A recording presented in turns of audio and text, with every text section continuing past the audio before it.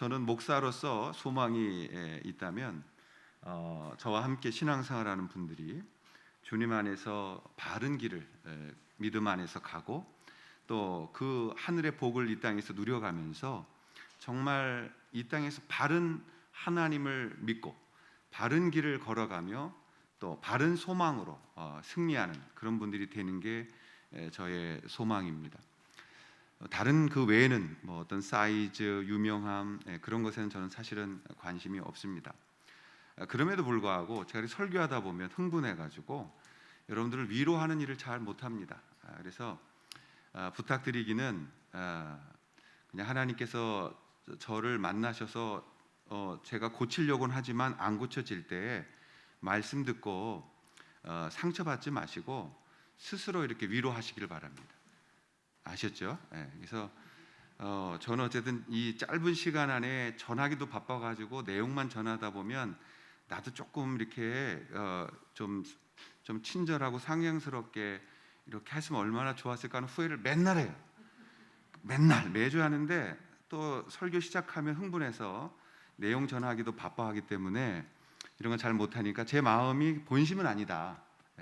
여러분들 정말 사랑하고 위로하고 싶은데 그거는 묵상하실 때 주님께 위로받으시기를 다시 한번 주님의 이름으로 부탁을 드리면서 말씀을 함께 나누면 좋겠습니다. 지난주 우리가 나누었던 말씀은 기독교 신앙의 굉장히 중요한 부분을 나눈 것입니다.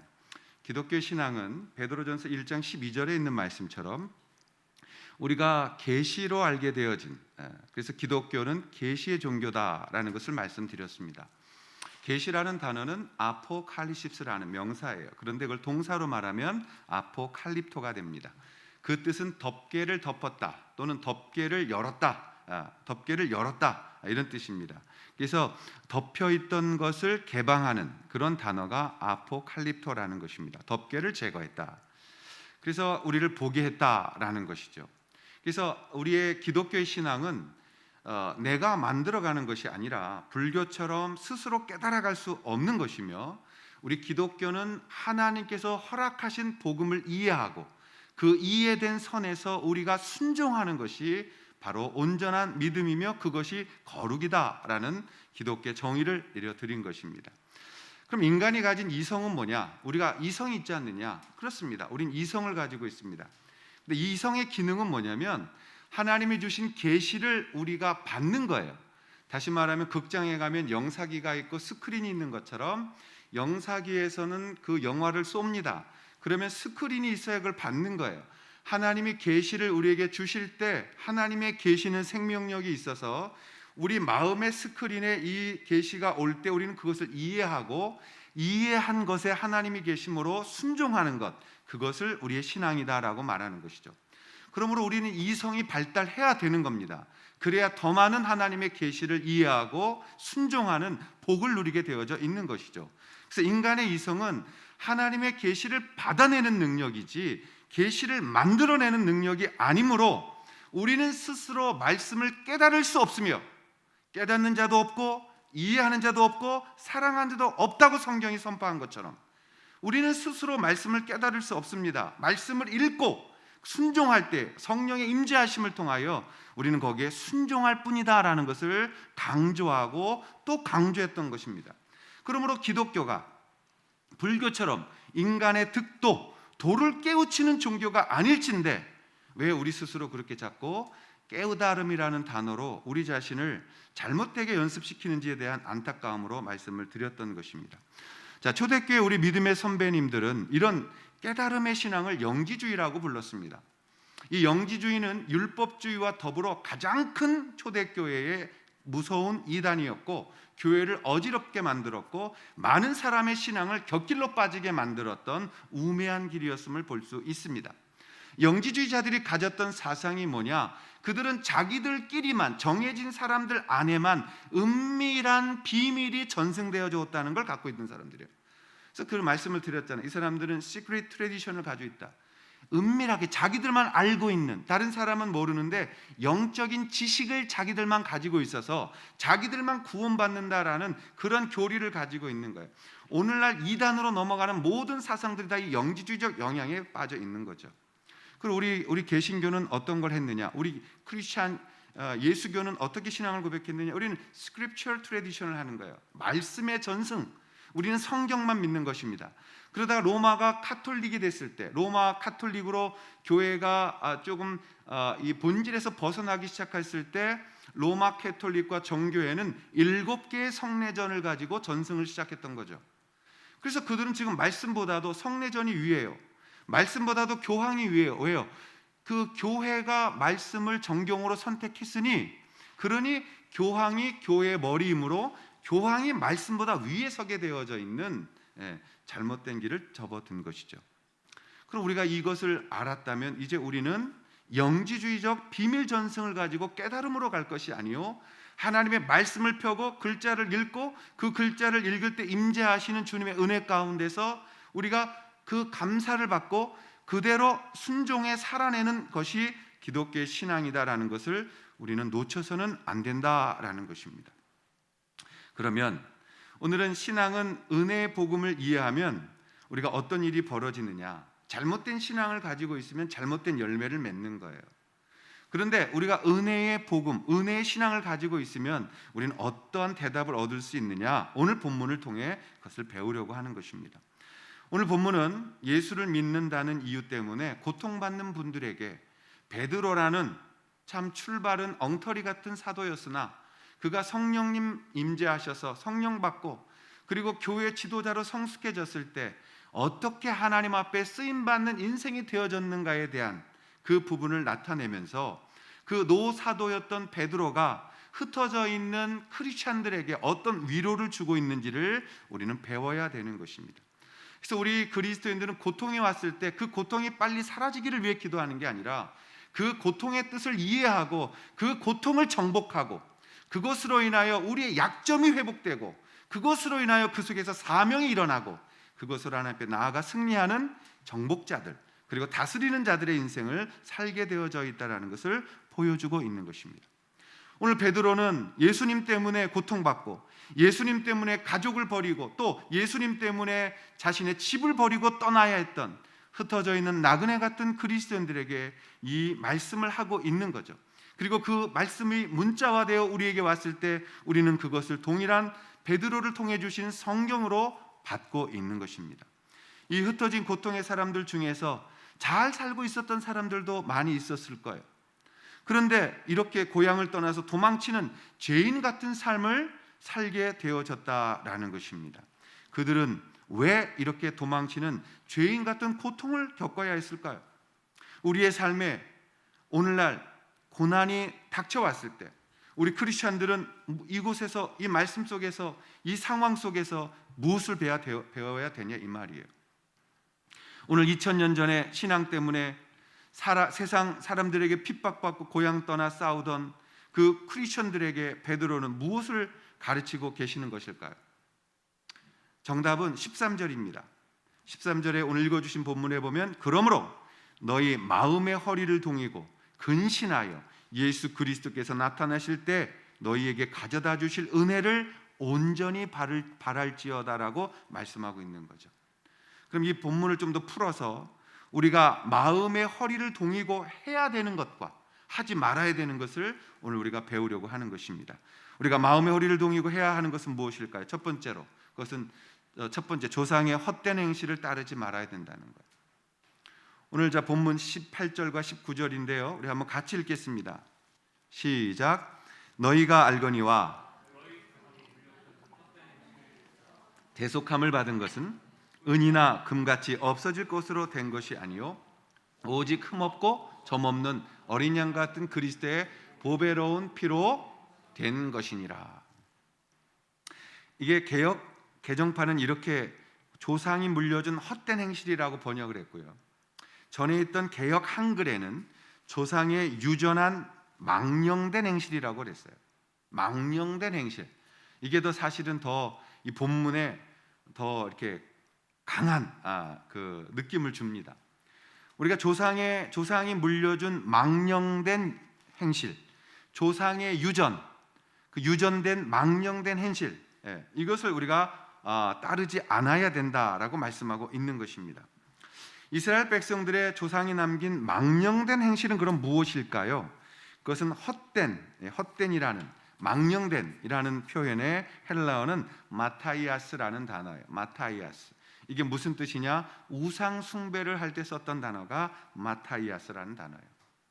그러니까 조상들이 우상을 숭배했다는 거죠.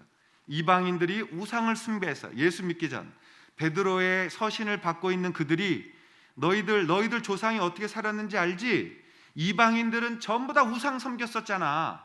너희들이 여러 신들을 섬겼잖아. 바알도 섬겼고 아스타롯도 섬겼고 여러 신들을 섬겼던 그 우상을 섬겼던 망령된 행실을 따라가면 안 된다는 거죠. 또 유대인들은 어떤 말을 하고 있습니까? 너희들이 하나님 여호와를 믿는다고 말하면서 그분을 빼놓고 우상을 섬겼을 때 하나님이 그 민족을 어떻게 하셨는지 너희들 잘 알잖아 라고 말하는 거죠. 그리고 예수 믿고 핍박이 다가오자 예수님을 버리고 도망쳤던 그 변절자들을 가리킬 때 마타이오스라는 단어를 쓴 겁니다. 너희들이 그것이 바로 이 잘못된 행실이다, 헛된 행실, 망령된 행실이다라고 오늘 베드로는 가르치고 있는 것입니다. 여러분, 우리의 삶이 갑자기 잘 살다가 어려움이 닥쳤다라고 가정해 보십시오. 내가 예수 믿기 전에는 잘 살았어요. 그런데 예수 믿고 나니까 갑자기 일이 안 되고 갑자기 주변에서 예수 믿는다고 나를 왕따 놓고 나를 따돌리고 사업도 잘 안 돼. 그럼 여러분들 어떤 일이 벌어지겠습니까? 첫째, 그럼 예수 믿으면 안 되겠다. 복 받으려고 믿은 이 예수교 때문에 내가 더 어렵네. 떠나버리는 사람들, 변절자들, 그 사람들이 마타이아스. 그러자 또 마음의 한편으로는 그래도 하나님 믿는 척하면서 내 마음속으로 내 고집을 믿어야지. 그것도 우상 숭배죠. 우리가 갑자기 우리에게 어려움이 왔을 때 잠도 오지 않아요. 고통스럽습니다. 이럴 때 우리가 어떤 신앙을 가졌느냐가 이 문제를 풀어가는 신앙의 열매를 맺게 하는 거예요. 그러면 헛된 행실을 가진 신앙의 태도는 헛된 열매를 맺는 것이고, 바른 신앙을 가진 자들은 바른 믿음의 승리를 얻게 되어지는 것 아니겠습니까? 그래서 오늘 우리가 이 말씀을 배우는 것입니다. 어려운 고통이 내 안에 생겼을 때 세상에 믿지 않는 사람들은 뭐라 그럽니까? 재수가 없다 올해는. 올해는 흰소, 이 흰소, 신축년이라고 하는데 올해는 좀 재수가 있으려나? 그래서 찾아가는 게 무당. 찾아갈 돈이 없으면 뭐 해야 돼? 오늘의 운세. 오늘의 운세 보면 동쪽으로 가지 마라, 서쪽으로 가라, 막 이런 거. 이 운에 따르고 싶어하는 거, 운명적인 생각. 왜 그래요? 그들에게는 절대적 하나님이 안 계시기 때문이죠. 그렇다면 절대적 하나님이 있는 우리는 좀 달라야 되는 것 아니겠습니까? 근데 여전히 우리가 신앙생활하는 오늘날의 교회 또 성도들을 보게 되어질 때 위험한 길을 걷는 믿음의 사람들이 있습니다. 어디다 위험한 것을 두느냐? 첫째가 자기 자신을 자꾸 의지하는 쪽으로 가는 신앙을 갖게 되는 거예요. 그러니까 어디서 그게 출발했느냐? 그것은 철학에서 출발했던 것입니다. 베드로가 이 서신서를 쓰고 있는 당시에도 여전히 사람들은 무엇의 지배를 받고 있었냐면 철학의 지배를 받고 있었어요. 또 우상이라는 종교의 지배를 받고 있었어요. 그래서 그들이 예수 믿으면서도 어떤 어려움이 생길 때 무엇으로 자기의 인생을 풀었냐면 우상적인 배경이나 아니면 철학적 배경으로 자기의 삶을 풀어내려고 했던 헛된 행실을 사용했던 겁니다. 오늘날 그것을 똑같이 답습하고 있어서 먼저 우리가 하지 말아야 되는, 따르지 말아야 되는 걸 버리자는 차원에서 이 말씀을 드리는 거예요. 첫 번째 버려야 되는 신앙 습관이 뭐냐? 스토아 학파처럼 되어진 철학이에요. 스토아 학파는 기원 전 300년경부터 시작되어져서 500년 정도 그리스를 지배하고 로마까지 넘어와 있던, 로마가 멸망하기 시작한 시기까지 진행되어졌던 대단히 큰 철학적 사고가 스토아 학파였습니다. 근데 이 스토아 학파는 어떤 일이냐면, 스토아 학파의 주장은 그런 거예요. 이 세상은 다 이미 정해져 있다. 그러므로 내가 뭔가 열심히 또 한다고 해서 나아지지도 않는다. 그냥 이렇게 살자라고 말하는 거예요. 여러분, 오늘날 우리 가운데 어려움이 다가왔을 때 이렇게 자신의 삶을 풀어내는 그리스도인들이 얼마나 많이 있어요. 몇 번 기도해보고 안 되면 아유 나는 안 돼. 그래서 여러분들이 쫓아다니는 게 뭐예요? 간증 집회 아니에요. 대신 시원하기 위해서, 대신 만족하려고. 딴 사람 간증 집회 들으면 뭐가 돼? 하나님이 계시긴 계시네. 그럼 나도 열심히 믿고 있으면 언젠가 도와주시겠지. 스토아 학파적인 신앙이에요. 그 사람들은 그냥 한번 기도해보고 안 되면 포기하는 거예요. 어쩔 수 없다고 그냥 다 내려놔버리는 그러한 신앙을 하는 거예요. 안 됩니다. 그러면 여러분 절대 그러면 안 됩니다. 두 번째 우리를 잘못 접근하게 만드는 이 철학적 사고가 뭐냐면 에피큐로스 학파적 접근이에요. 오늘날도 이런 거 굉장히 많아요. 그래서 이 코로나가 생겨났을 때 모든 사람들이 이런 철학 접근을 해요. 에피큐로스 학파의 철학은 뭐냐? 이 세상의 모든 일들이, 많은 일들이 아주 그냥 법칙 없이 다 일어나는 거야. 그러니까 우리가 마음을 지키고 우리는 날마다 행복하게 살아가면 되는 거야. 맛있는 거 먹고 고난이 와도 행복하다 믿으면서 우리는 오늘날 오감이 충족되어진 쾌락을 느끼면 되는 거야. 저는 사실 먹는 걸 이렇게 잘 모릅니다. 맛있다라는 건 압니다만 그 맛을 기억했다가 다시 그 집을 찾아갈 만한 그런 미식가가 아니에요. 저는 배부른 걸 좋아합니다. 근데 어떤 사람은 먹어보면 그걸 기억해요. 더 신기한 건 몇 년 전에 먹었는데도 그 집의 음식은 이래라는 이야기를 할 때에 심히 존경스러울 뿐입니다. 저는 그냥 오늘 굶지 않고 살면 감사로 알고 그냥 먹습니다. 눈에 보이면 먹습니다. 근데 이런 쾌락, 그것도 쾌락이에요. 그래서 에피큐로스 학파는 뭐냐면 어떤 세상에 오든 우리는 오늘 쾌락적으로 행복하게 살아가면 돼 라고 말하는 거예요. 그래서 여러분 오늘날 서양 사람들은 전부 다 에피큐로스 학파적인 신앙생활을 하는 거예요. 오늘 걱정하지 말고 오늘을 즐기자. 코로나가 우리를 막을 수 없어 뛰쳐나가서 오늘을 즐기자. 젊을 때 즐기자. 죽을 때까지 즐기자. 그 쾌락이 그들의 목적이기 때문이죠. 그것도 잘못된 거예요. 또 하나는 플라톤 철학파가 있습니다. 이 플라톤 같은 철학파는 이데아가 있는 거예요. 저 위에 본질이 있다. 그리고 이 땅을 살아가는 것은 잠시 모형적인 삶이다. 그러니 여러분 우리 이 땅에서 고난받아도 천국 보면서 그냥 견딥시다. 죽으면 다 해결되는 거예요. 그러니 오늘 고난이 왔을지라도 견딥시다. 그것도 옳지 않은 것입니다. 그것 또한 망령된 행실이 될 수 있다는 것입니다. 그러니까 우리가 요즘 보면 겉으로는 열심히 교회 다니는 분이에요. 직분도 있다 그래요.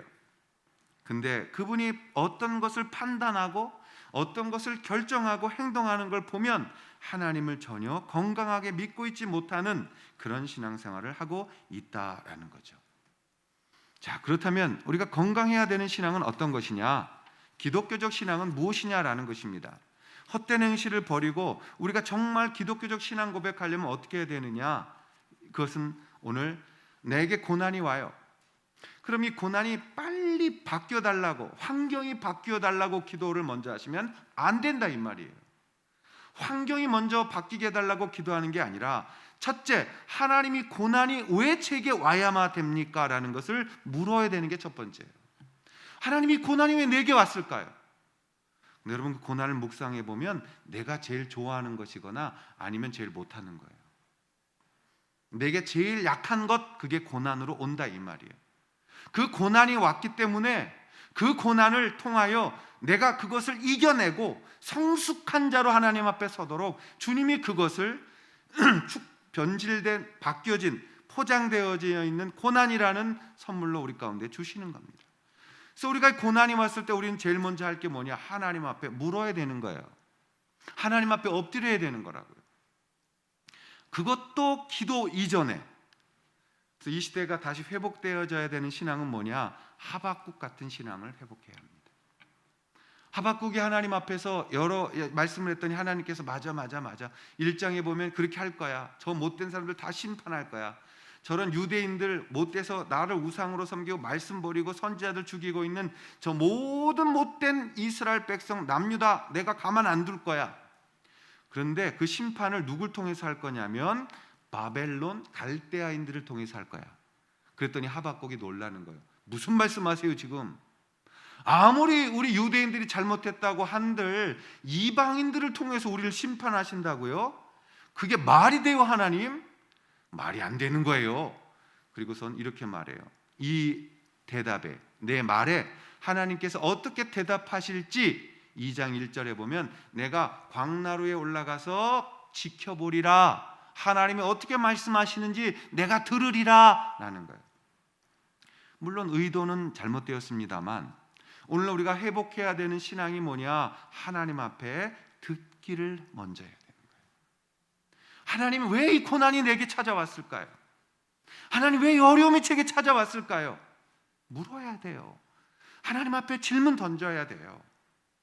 그리고 하나님 대답하는 걸 들으셔야 돼요. 멈추세요. 바빠서 움직이지 마세요. 하나님의 음성 들을 시간이 없을 만큼 바쁘면 제 권한에서 말씀드릴 수 있는 건 교회 일에서 다 빼드릴게요. 멈추세요. 하나님 앞에 귀를 여세요. 하나님이 이 고통이 왜 내게 찾아왔는지를 물으세요. 왜요? 하나님이 여러분 아버지잖아요. 하나님이 여러분을 사랑하시잖아요. 저한테도 물으러 오지 마세요. 나도 몰라. 여러분, 하나님 아버지께 가세요. 저보다 더 친절하고 비교할 수 없는 여러분을 사랑하시는 분은 하나님 아버지세요. 그래서 들으셔야 되는 거예요. 또 들어야 되니까 이게 조금 약간 너무 육체적으로 들으려고 하지 말고, 이게 무슨 뜻인지 아시잖아요. 하나님 앞에 엎드려서 하나님이 내 마음의 평안과 확신 속에 주시는 그것을 받으셔야 된다. 우리가 여러분 우리 신앙의 문제가 뭐냐? 이 신앙이 실제화되지가 않고 있는 거예요. 우리의 신앙이 너무 관념화되고 있는 거예요. 우리의 신앙이 너무 머리에만 있는 거예요. 우리의 신앙이 우리의 삶 가운데서 정말 어떤 능력을 발휘하지 못하고 있는 거죠. 신앙이 내 삶의 모든 영역에서 나타나지가 않는 겁니다. 그렇기 때문에 우리는 헌신이라는 단어를 이 시대가 버려버린 것입니다. 뜨거운 체험이 없는 거예요. 헌신이 없으면 하나님의 일하심도 받지 못하는 거예요. 그저 오늘날 그리스도인들 보면 지옥에만 안 가면 된다. 어떨 땐 설교를 좀 비성경적으로 하고 싶을 때가 많아요. 다 천국 가는 게 아니라고 말하고 싶을 때가 많아요. 여러분, 지옥에만 안 가면 된다라는 이런 세상적인 신앙을 어쩌면 좋겠습니까? 하나님을 아버지라고 부르면서 생활을 실제화하지 않고 있다면 이거 어떻게 해야 되겠습니까? 여러분, 예를 들어 보겠습니다. 저는 아버지가 있대요. 아직 얼굴 한번 못 뵀어요. 음성도 못 들었어요. 근데 사람들이 그래요. 그냥 아버지가 있다고 하면 있는 거라고. 우리가 지금 그렇게 신앙생활하는 거예요. 여러분, 그게 우상숭배라 이 말이에요. 오늘날 우리가 버려야 될 헛된 신앙이라 이 말이에요. 헛된 행실이라 이 말이에요.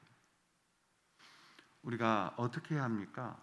신앙을 관념적인 것을 뛰어넘어서 현실적이고 실제화적으로 만들어 가야 되는 것이죠. 하나님은 여러분 너무너무 사랑하십니다. 그리고 여러분에게 주신 허락하신 그 고통은 오늘 하나님께서 알고 계시고 하나님께서 이미 보고 계시고 하나님께서 거기에 답도 가지고 계신 거예요. 그래서 우리가 시험을 당할 때 그 시험을 당할 수 있는 길도 가지고 계시고 그 시험을 통과했을 때에는 더욱 성숙하고 더 많은 축복을 누릴 수 있는 하나님의 사람으로 우리를 만들어 내신다라는 것입니다. 예수께서 말씀하십니다. 날아가는 참새 한 마리도 내 아버지의 허락 없이 떨어지지 않으며 저 들에 핀 꽃 한 송일지라도 아버지의 허락 없이는 말라 죽지 않으며 그런데 하물며 너희일지냐? 그러므로 제발 너의 살아계신 아버지를 의지하고 그 아버지의 믿음을 가지고 너희들이 그 믿음 생활을 현실적으로 했으면 좋겠다라는 말씀을 하고 있는 것이죠. 여러분, 고난을 이기면 그것이 사명이 되는 거예요. 정확합니다. 제가 배고파서 빵 한 조각이 얼마나 소중한 것을 알게 되어졌어요. 그리고 그 고난을 이겨내서 내가 부유하게 되면 제일 먼저 하고 싶은 사명이 뭐겠어요? 배고픈 사람에게 빵 주는 거. 내가 선교사님들 만나보니까 그 이곳에서 커피 한 잔 먹을 돈이면 그분들은 한 영혼을 한 달 동안 케어할 수 있어요. 내가 이곳에 와서 커피를 마실 때마다 안타까운 마음으로 커피값을 아껴서 무엇을 하겠어요? 선교사님들 후원하는 거. 우리가 고난을 당한 것을 이겨낼 때 그 고난이 사명이 되며 그 사명이 우리의 가장 인생의 복됨이고 하나님이 그 사명을 붙들고 이 세상을 정복하고 다스리라고 말씀하시는 것을 배우게 되어지는 것이죠. 근데 우리의 신앙은 성육신화되지 않고 관념하에 머물러 있기 때문에 하나님 아버지의 음성을 들을 수도 없으며 그 고난이 비껴가기만을 기도하지 그 고난을 이겨달라는 기도 가운데는 우리는 연약해진다라는 것입니다.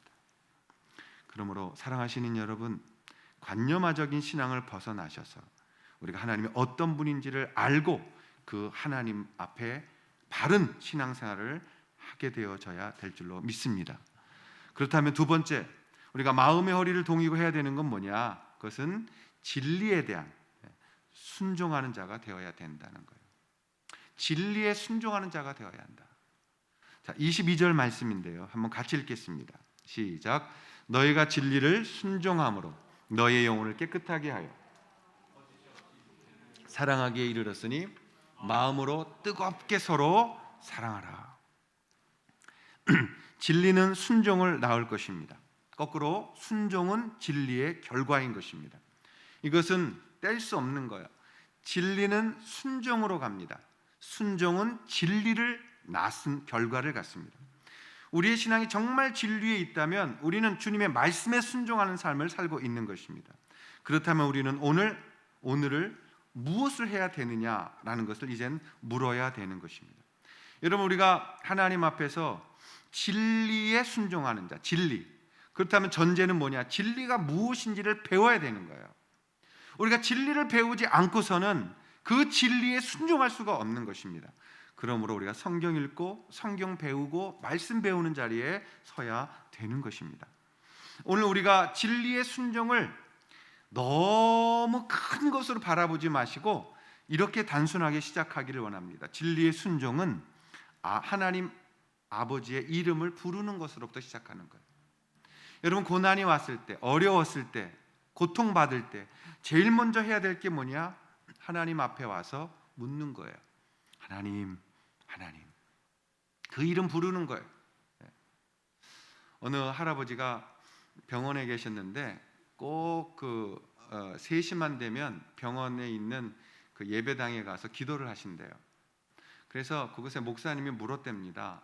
아니, 영감님, 오시면 꼭 이렇게 잠깐 그냥 앉았다 가시는데 그것도 꼭 3시에. 근데 누가 있다고 이렇게 와서 이렇게 인사를 하고 뭐라 그러고 가시냐고. 그랬더니 누가 있긴 누가 있어? 하나님이 계시지 그러더래요. 그래서 목사님이 하나님이 어디 계시는데요? 그랬더니 아이, 목사님 못 들으세요? 내가 하나님 저 왔습니다 갑니다 그러면 하나님께서 영감 왔어 잘 가 이렇게 대답을 하신다는 거죠. 그래서 목사님은 못 들으세요? 이렇게 말씀하신다. 여러분, 우리가 하나님의 이름을 부르는 거예요. 여러분, 가장 힘들 때 정말 여러분 조용한 곳에서 아버지라고 불러보십시오. 여호와 이레, 하나님 아버지, 야훼. 그 이름을 부를 때 우리 안에 하나님이 깊은 평안을 주시는 거예요. 그게 성령의 임재하심이죠. 성령이 나의 자녀됨을 증거해 주시는 거죠. 우리가 신학적으로나 교리적인 부분이 작을지라도 예수님 영접하고 자녀됨은 그것과 상관이 없다는 걸 보여주고 있잖아요. 베드로가 지금 위로하고 있는 그 수많은 사람들도 신앙의 깊이는 차이가 많은 거예요. 그러나 베드로는 지금 말씀하고 있습니다. 동일한 말씀으로 너희들이 신앙의 깊이와 신학의 깊이와 교리적 깊이가 많아서 하나님을 이해하는 게 아니다. 너희들이 하나님을 이해하는 것은 하나님의 자녀가 되었기 때문이다. 예수 그리스도의 보혈로 너희를 씻기셨기 때문이다.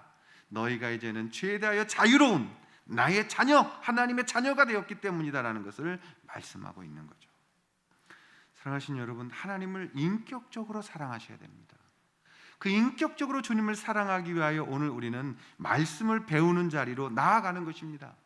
하나님을 아는 지식에서 성장해 가야 되는 것입니다. 그리고 많이 공부해야 되는 것입니다. 그러나 중요한 건 이걸 잊지 마시면 안 됩니다.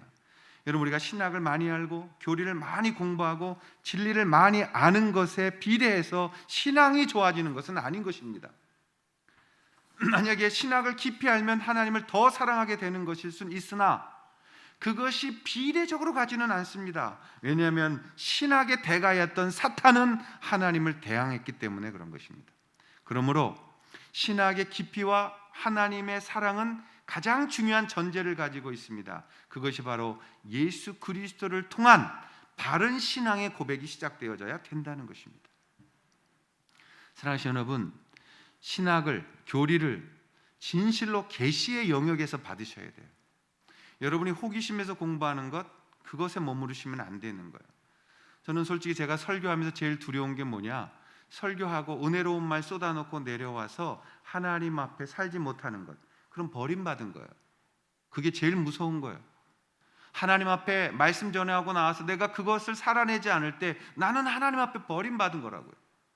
여러분, 고난받고 하나님 앞에서 어려움 다당하고 하나님 앞에서 그렇게 살아가지 못하면 하나님 여러분 내버려 두신 거예요. 바울이 제일 두려워했던 게 그거예요. 하나님 나를 쓰시고, 하나님 나를 많이 쓰시고 나를 버리실까 두려워하여, 그걸 두려워했다. 우리는 많이 쓰임받기를 위해 기도합니다. 더 중요한 건 많이 쓰임받고 그 쓰임받는 만큼이나 내가 살아낼 수 없다면 오히려 줄이셔야 되는 거예요. 우리가 하나님 앞에 그 말씀대로 살아내려는 것, 현존하시는 인카네이션의 성육신화되어진 신앙을 가져야 된다라는 것입니다.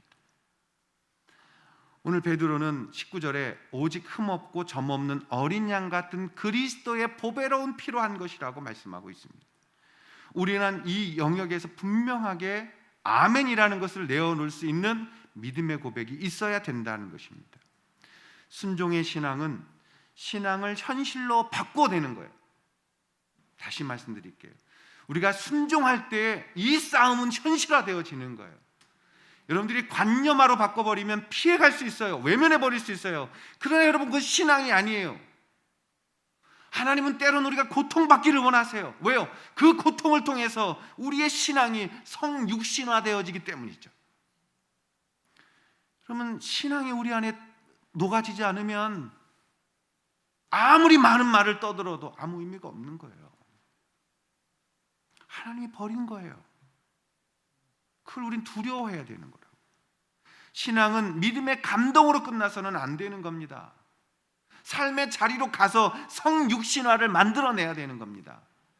예수 그리스도께서 인간의 몸 가운데 완전히 충만하게 오셔서 자신의 신앙을 육신 안으로 보여주셨던 것처럼, 베푸셨던 것처럼 우리의 신앙도 우리의 육신 안으로 들어와서 우리의 인격과 우리의 영적인 부분을 만들어져 하나님의 말씀 안에서 그것을 열매로 내어낼 수 있을 때 그것을 신앙이라고 말하는 거예요. 저도 솔직히 신학생이었을 때 참 많은 고민을 많이 했어요. 그리고 공부 열심히 했어요. 답답하고 힘들었기 때문에 책도 많이 읽었던 편에 속했던 사람이었어요. 지금도 우리 후배들 만나면 그때 형님 도서관에서 새벽 예배 끝나면 매번 아침 먹을 때까지 말씀 노트 정리하던 형님이 생각나요, 이런 소리도 가끔 들어요. 근데 여러분, 그게 문제가 뭐냐면 그렇게 해서 내가 유명한 목사님들의 설교를 카피하고 유명한 많은 분들의 책을 섭렵하면서 지식은 늘었을지 모르나 제 안에 계속해서 답답하고 힘들었던, 아니 지금도 싸우고 있는 싸움은 무엇이냐면 내가 너무 경건하지 못한, 거룩하지 못한 목사라는 사실이에요. 강대상에서 좋은 소리 했다고 좋은 목사가 아니에요. 좋은 설교했다고 좋은 목사가 아니에요. 물론 좋은 설교해야 합니다. 그러나 제 실제적인 신앙생활은 여기서 설교하고 내려가서 내 가정, 내 삶에서 시작되어지는 것이죠. 그 속에서 나도 성육신화되어진 그 신앙을 붙들고 살아가야 되는 것이죠. 우리 신앙을 관념화시키지 마십시오. 자꾸 머리에 담지 마십시오. 우리의 가장 큰 오늘날의 교회의 문제는 신앙을 자꾸 느끼게만 만들려고 하는 거예요. 여러분, 느끼고 말씀 듣고 감동적이고 뭐 사운드 빵빵 때려대고 그래서 눈물 나고 콧물 나고 통성 나고, 여러분 그게 신앙이 아니라고요. 그건 신앙의 출발이에요. 출발. 신앙은 뭐예요? 눈물 닦고 나서, 감정 추스리고 나서, 그때부터 신앙이에요. 이걸 절대 잊어버리거나 바꾸시면 안 되는 거예요. 우리가 하나님 앞에서 이 부분을 놓쳤기 때문에 우리의 신앙은 자꾸 머리 안에서 배운 것으로만 관념적으로 흘러가게 되고 성육신화되어지지 못하고 있는 것이죠. 오래전에 있었던 한 성자가 있었습니다. 이분은 기독교에 큰 족적을 남기신 분이신데 아시스의 프란시스라는 분입니다. 워낙 유명한 분이에요. 프란시스가 처음부터 그렇게 신앙이 좋은 분은 아니었습니다. 이 사람은 부자였어요. 그런데 마음에 너무 갈등이 많이 있었고 힘들었을 때 복음을 듣습니다. 그 복음을 묵상하는데 어느 날 하나님의 말씀처럼 느껴짐이 들렸다 그래요. 뭐라고 그랬냐면, 프란시스야, 프란시스야, 이제부터는 너가 사랑하는 그 육신 안에서 사랑하던 모든 것을 나를 믿고 나서는 멸시해야 된다. 전에 혐오하던 것들에서 깊은 아름다움과 한없는 기쁨을 이제는 들이마셔야 된다라는 음성을 들었다 그래요. 이게 무슨 말이에요?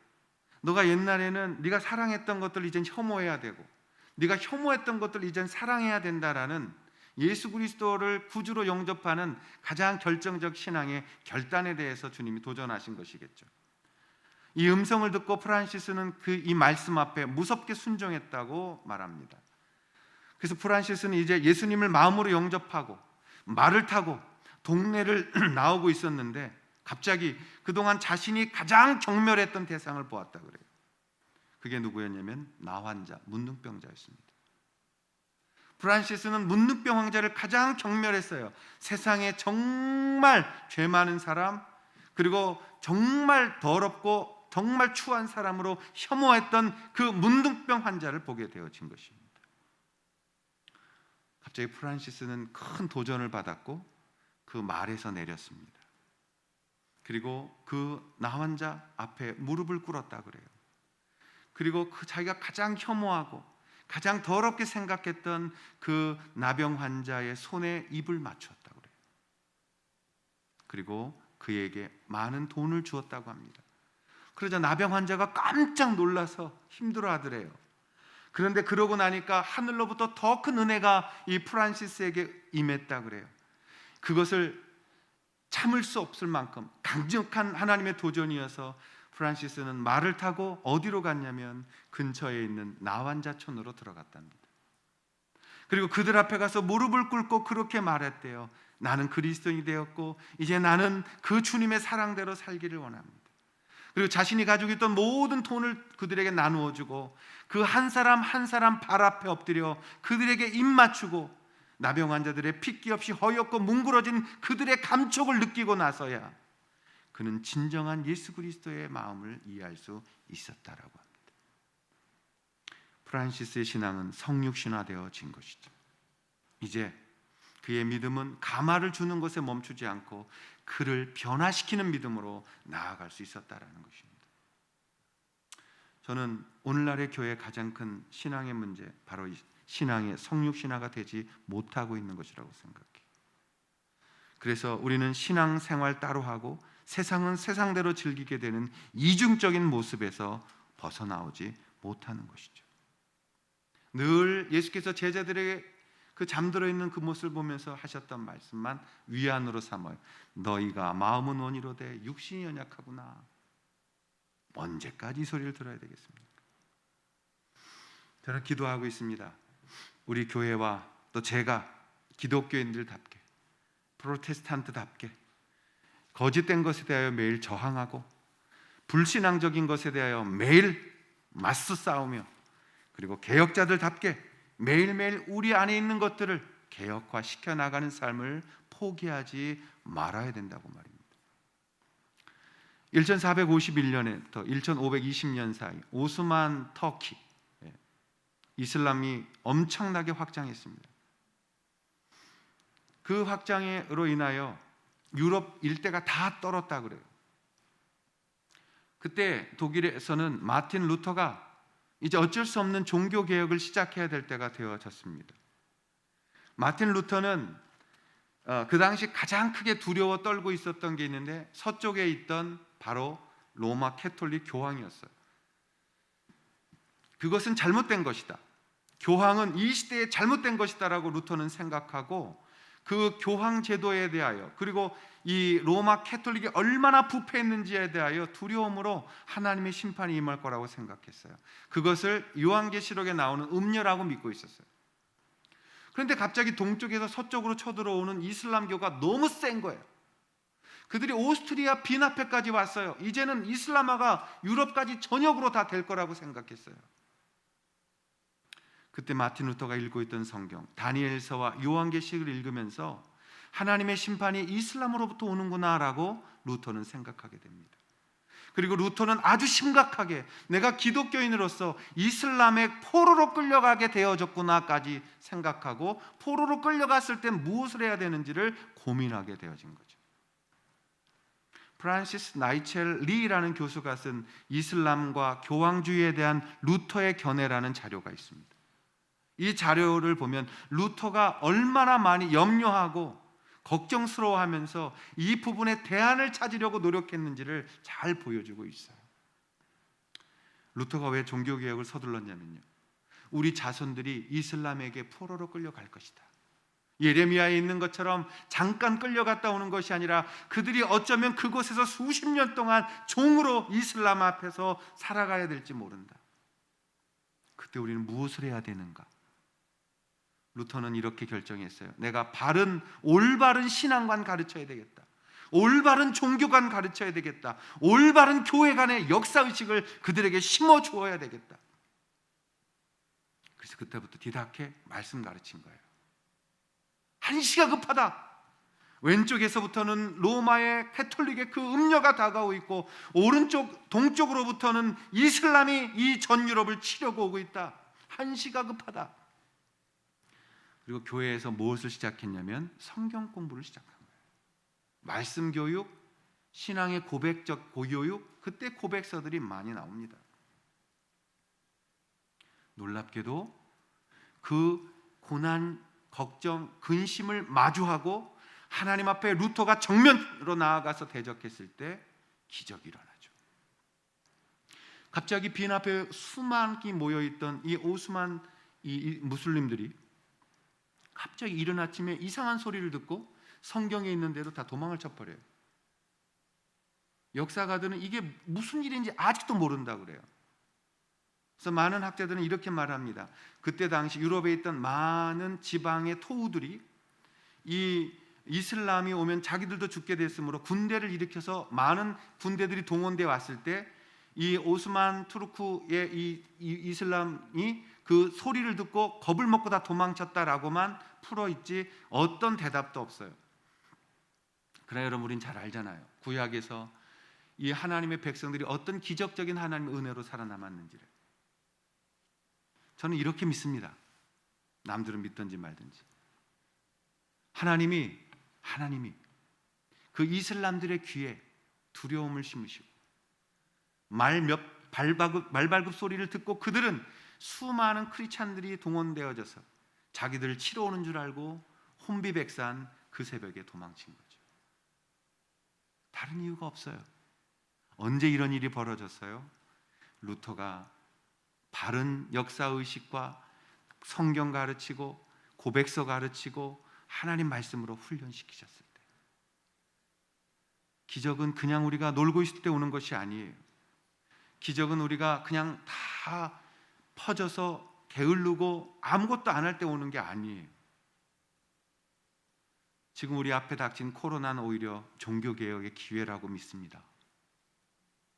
오히려 우리가 지금 준비한다면 코로나가 멈췄었을 때 어쩌면 우리는 우후죽순처럼 일어나는 가정교회들의 부흥을 보게 될지 모르죠. 중국처럼, 러시아처럼. 하나님의 교회는 우리가 상상할 수 없는 방법으로 부흥해 가기 때문에 그런 것이죠. 저에게는 우리 교회에 대한 꿈이 더욱 분명해지고 있습니다. 하나님의 말씀이 매일매일 강하게 가르쳐지는 교회가 됐으면 좋겠다.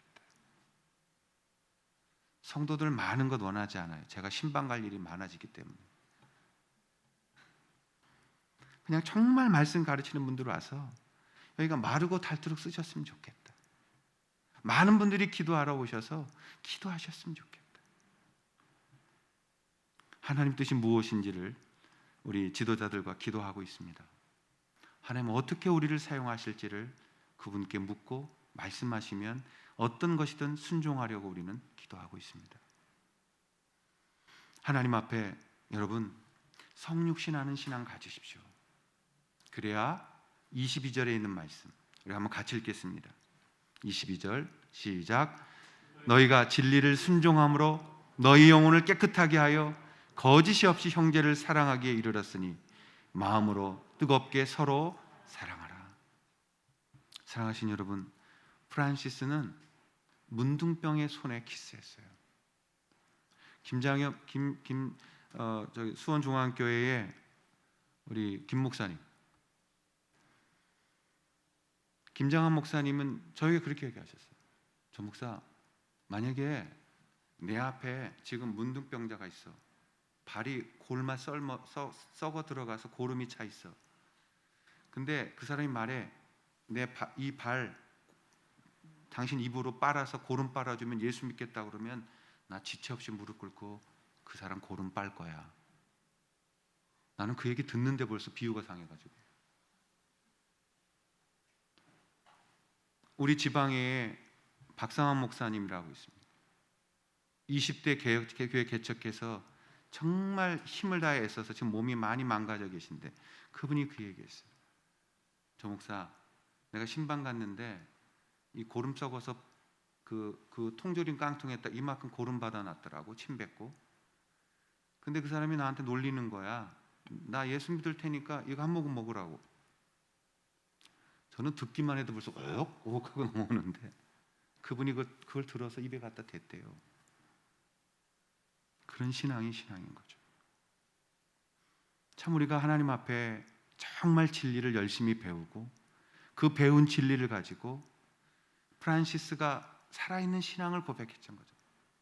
지금은 문둥병 환자 찾아다닐 이유가 없잖아요. 그러나 그것은 무엇이에요? 내 옆에 있는 형제와 자매를, 진리 안에 함께 만난 형제와 자매를 거짓이 없이 서로 뜨겁게 사랑하라는 거죠. 우리가 이렇게 뜨겁게 사랑할 때 우리의 신앙이 살아나는 거죠. 그리고 서로 위로하고 서로 힘내라고 격려하면서 이 시대를 이겨나가는 것이죠. 그리고 우리는 더욱더 강해져 가겠죠. 제일 기분 나쁘고 마음 상했던, 목사로서 마음 상했던 말이 있었습니다. 밖에서 만났는데 어떤 분이 그러더라고요. 제가 교회를 다녀봤는데요, 교회도 별거 아니더라고요. 제가 그랬어요. 잘못 다니신 거예요. 진짜 교회는 별거거든요. 여러분, 교회가 별거가 아니면 안 되는 거예요. 우리가 별거 이어만 하는 거예요. 세상이 우리를 이해 못해야만 되는 거예요. 세상이 우리가 걸어가는 길을 축복하지 않아야 되는 거예요. 우리는 그래야 잘 사는 겁니다. 주님 안에서 오늘의 우리의 삶을 이겨내시고 정말 살아있는 신앙, 그리고 주님 앞에 그 살아있는 신앙으로 서로 사랑하고 섬기면서, 그리고 그 우리가 당하는 고난을 이겨낸 사람들로서 주님 앞에서 더 귀한 일들을 감당하는 저와 우리 사랑하는 모든 식구들이 될 수 있기를 주님의 이름으로 부탁을 드립니다. 기도하겠습니다. 우리 다 함께 자리에 일어나셔서 나는 주의 영광을 봅니다 라는 찬양을 함께 고백하며 나아가시겠습니다. 내 눈 주의 영광을 봅니다. 내 눈 주의 영광을 보네. 우리